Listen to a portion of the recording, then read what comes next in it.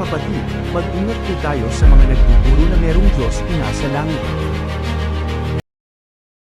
Pakinggan po natin kung paano nila tinuturo na ang Diyos Ina, kinasal sa anak.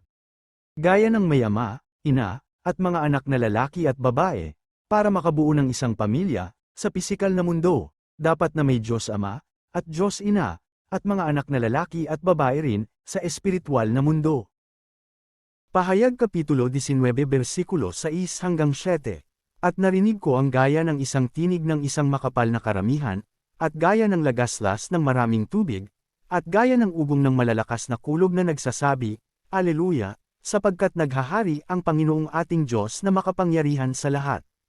Tayo'y manggagalit at tayo'y mangagsayang mainam, at siya'y ating luwalhatiin, sapagkat dumating ang pagkakasal ng kordero, at ang kanyang asawa ay nahahanda na.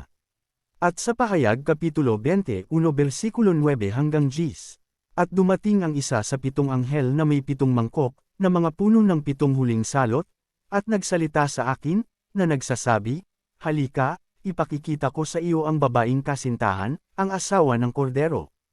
At dinala niya akong nasa espiritu sa isang malaki at mataas na bundok, at ipinakita sa akin ang bayang banal na Jerusalem, na nananaog mula sa langit buhat sa Diyos. At ayon sa kanila ang kordero, na ang Panginoong Hesukristo, ay ikakasal sa Diyos Ina na kasintahan ng kordero.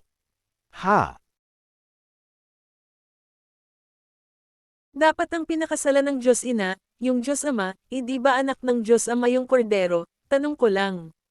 Hindi ba anak ng Diyos Ina yung kordero, may Diyos Ama, at may Diyos Ina, kaya merong anak, tapos pinakasalan ng Diyos Ina ang anak?